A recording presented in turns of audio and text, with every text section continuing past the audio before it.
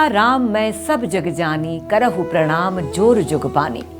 नमस्कार, आपके साथ मैं हूं मुक्ता सिंह और आप देख रहे हैं कहानी राम मंदिर की, हमारी खास सीरीज। पूरे देश का माहौल राममय है। चारों तरफ दिव्य अयोध्या, भव्य अयोध्या के दर्शन हो रहे हैं। प्राचीनता के साथ अयोध्या की नव्यता और भव्यता आपके सामने है। इस मौके पर हम आपके सामने लाए हैं ये खास सीरीज, जिसमें आपको बताएंगे राम मंदिर के संघर्ष की पूरी कहानी। ये जानना आपके लिए बेहद जरूरी है। आपको जानना जरूरी है वो पूरा घटनाक्रम जिसने बदल दिया भारत का इतिहास। आपको ये जानना जरूरी है कि विदेशी आक्रांताओं ने कैसे भारत की अंतरात्मा पर चोट की, कैसे अयोध्या में श्री राम जन्मभूमि पर राम मंदिर की जगह एक मस्जिद बना दी गई, जिससे भारत समेत दुनिया के कोने कोने में रहने वाला जनमानस 500 साल तक किलपता रहा। सुमेर पवन सुत पावन नामू, अपने बस कर राखे रामू। नमस्कार, आपके साथ मैं हूं रघुवीर रिछारिया। जी हाँ मुक्ता जी, जैसे आपने कहा 500 साल की व्याकुलता और बेचैनी को जानना बहुत जरूरी है, क्योंकि इसकी गवाह है अयोध्या में सरयू की वो धारा जो राम जन्मभूमि के संघर्ष में कई बार रक्त से लाल हुई। गवाह है हनुमानगढ़ी का वो मंदिर, और गवाह है अयोध्या के सैकड़ों साधु संत। गवाह है सभ्यता और संस्कृति से लबरेज भारत का भूमि वो कण जिसमें राम बसते हैं, जिसके रोम रोम में राम बसते हैं। हम अपनी इस खास सीरीज में इस पूरी गवाही की चर्चा करेंगे।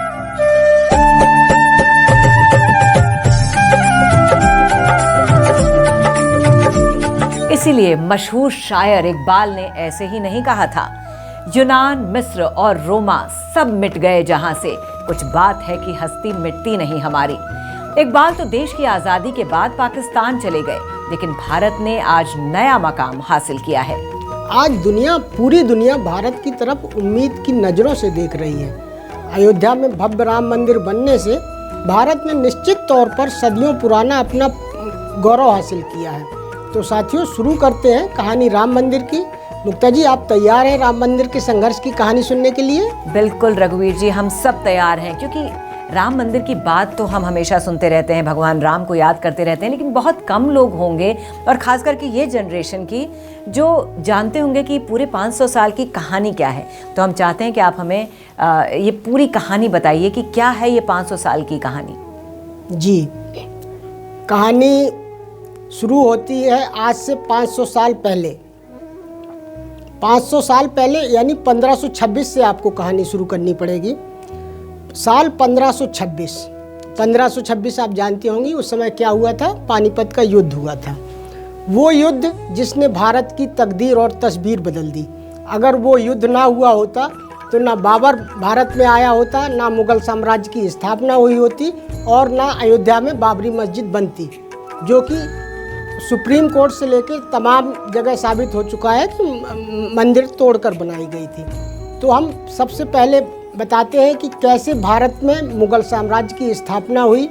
साल 1526, दिल्ली से 90 किलोमीटर दूर हरियाणा का शहर है पानीपत। सेंट्रल एशिया के, जो इस समय उज्बेकिस्तान कहा जाता है, उसका एक फरगना प्रांत है। फरगना प्रांत से आया एक आक्रांता बाबर, जिसने पानीपत का युद्ध जीतकर भारत में मुगल साम्राज्य की स्थापना की। साल 1526 में बड़ी दिलचस्प कहानी है। आपको बाबरी मस्जिद को जानना है तो बाबरी मस्जिद के बारे में जानना है तो बाबर के बारे में चर्चा जरूर होगी। 11 साल का था बाबर। उज्बेकिस्तान के फरगना प्रांत में रहता था उसका परिवार। आक्रांता परिवार से था, तैमूर लंग और चंगेज खान के परिवार से था। उसकी माँ चंगेज खान के परिवार से थी। ये वही चंगेज खान और तैमूर लंग थे जिनकी वजह से चीन को दीवार बनानी पड़ी। इसको 11 साल में राज्याभिषेक हुआ, लेकिन जैसे मुगल शासकों में होता है, कुछ ही साल बाद इसके चचेरे भाइयों ने राज सिंहासन पर कब्जा कर लिया और ये भाग के अपनी कुछ सेना के साथ काबुल पहुंचा। इसने काबुल पे कब्जा किया। काबुल में कब्जा करने के बाद ये लाहौर आया 1524 के आसपास।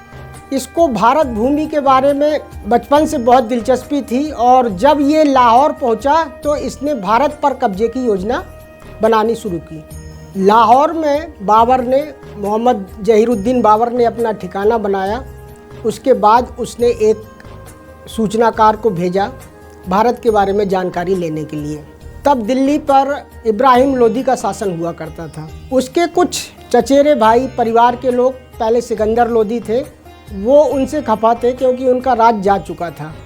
सिकंदर लोदी के कुछ लोगों को मिलाकर बाबर ने जासूसी करवाई और पता चला कि इब्राहिम लोदी के साम्राज्य से मुकाबला किया जा सकता है। साल 1526 में बाबर अपनी सेना लेके पानीपत पहुंचा तो उसने क्या किया, पानीपत के रास्ते में जितने गांव थे वहां से उसने बैलगाड़ियां खरीद ली, सारी बैलगाड़ियां खरीदी।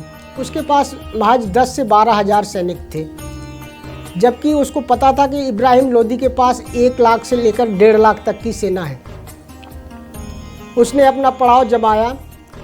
पानीपत कस्बे और यमुना के बीच में एक नाला था। उसने क्या किया, उस नाले पर बैलगाड़ियों को लगा दिया। कहानी बहुत सारे इतिहासकारों के नज़रिए से बहुत सारी चीज़ें मिलती हैं, सारे डिटेल में जाना ठीक नहीं रहेगा।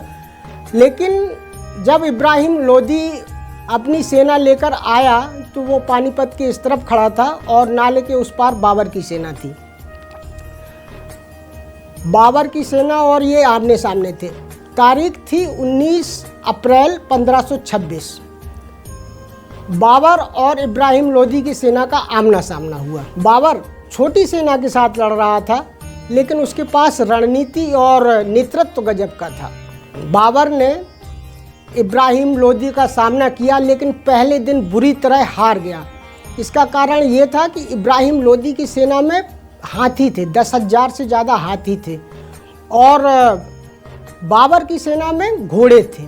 उनके पास घोड़े और घुड़सवार थे, जो कि आप जानती हैं काबुल के और उज्बेकिस्तान के घोड़े मशहूर हैं, वो उसके लिए जाने जाते थे। तो हुआ क्या कि पहले दिन जब आमना सामना हुआ तो घोड़ों ने कभी हाथी देखे नहीं थे, तो वो घोड़े हाथी देख के डर गए और उनके घुड़सवार उनको बैक ट्रेस करना पड़ा, पूरे पीछे चले गए सब। बाबर को लगा कि अब तो मैं इस पे विजय नहीं प्राप्त कर पाऊंगा और मुझे वापस जाना पड़ेगा। सेना बहुत बड़ी थी इब्राहिम लोदी की। कहते हैं कि उस रात अगर बाबर पानीपत से लौट गया होता तो भारत में मुगल साम्राज्य की स्थापना नहीं हुई होती, लेकिन नियति को कुछ और मंजूर था। बाबर ने क्या किया, उस रात पीछे हट गया, लेकिन अपने कमांडर्स को, उसके 3 कमांडर थे। एक तो उसका बेटा था हुमायूं, जो 18 साल का था, वो पानीपत का युद्ध लड़ रहा था। एक मोहम्मद मिर्ज़ा था और एक मीर बाकी था। ये कहानी आपको इसलिए सुना रहे हैं क्योंकि ये सब आपको अयोध्या के राम मंदिर से आगे जुड़ने वाली है। मीर बाकी यानी राम मंदिर की कहानी इतने पीछे से जुड़ी हुई है। जी, अगर आपको राम मंदिर को जानना है तो बाबरी मस्जिद कैसे बनी, मंदिर तोड़कर कैसे बनी, ये जानना जरूरी है। बाबर ने उस रात 19 अप्रैल 1526 की रात को अपने सैनिकों को बड़ा मोटिवेशनल संदेश दिया और उसने कहा कि बेटा आप अगर वापस लौटते हो तो मैं तुम्हें मार दूंगा। बाबर के रणनीतिकारों ने उसको एक नई योजना बनाई।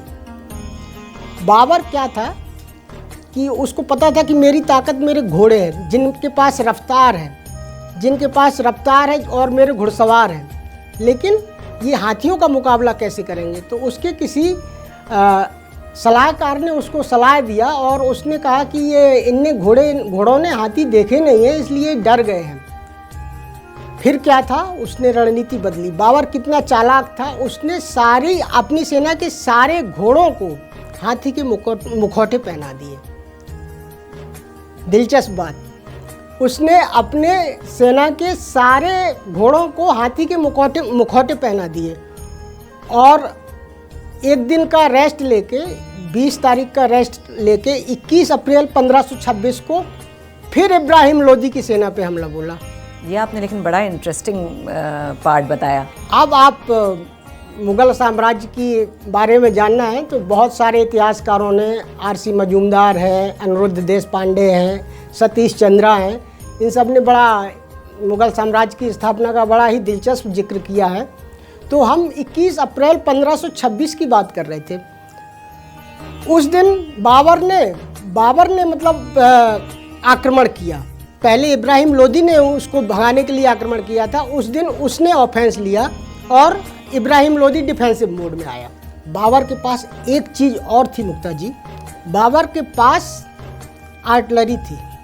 इंडिया में तब तक, इंडिया ना कहें, भारत में तब तक आर्टिलरी का इस्तेमाल नहीं होता था लड़ाइयों में।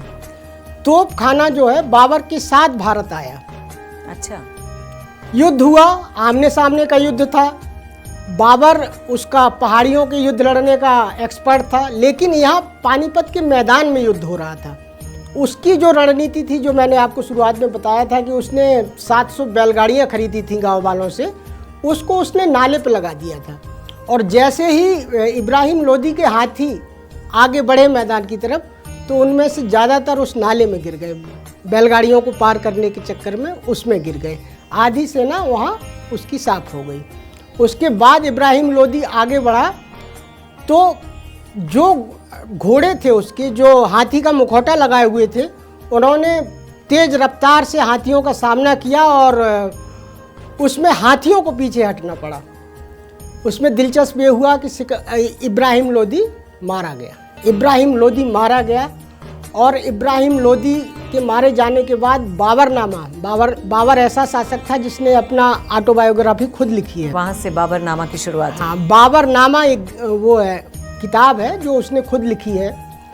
बाबरनामा में वो कहता है कि उसने इब्राहिम लोदी का सर काटा। उस युद्ध में करीब 25,000 सैनिकों की मौत हुई थी। बाबर कितना क्रूर था, इसका अंदाज़ा आप इससे लगा सकते हैं कि उसने उन 25,000 लोगों को सिर काटे और वहाँ नरमुंडों का एक पहाड़ बना दिया। ये क्या था? ये हिंदुस्तान की संस्कृति को, हिंदुस्तान की आत्मा को झकझोरने के लिए एक तरीका था। इस तरह से भारत में मुग़ल साम्राज्य की स्थापना हुई। इसके इब्राहिम लोदी के हारने के बाद कई बार और युद्ध हुए। 2 साल बाद एक बार बाबर को हारना भी पड़ा, लेकिन दिल्ली के तख्त पर बाबर का कब्जा हो गया। 1526 की बात है। इसके बाद बाबर, जैसे हमने बताया, इस युद्ध में जो उसके 3 कमांडर थे, हुमायूं, मोहम्मद मिर्ज़ा और मीर बाकी, अब इनको असाइनमेंट दिया गया आगे बढ़ने का। मोहम्मद मिर्ज़ा खानदेश की तरफ बढ़ा आगरा होते हुए, हुमायूं इसके साथ था दिल्ली में, और मीर बाकी बढ़ा अवध की ओर।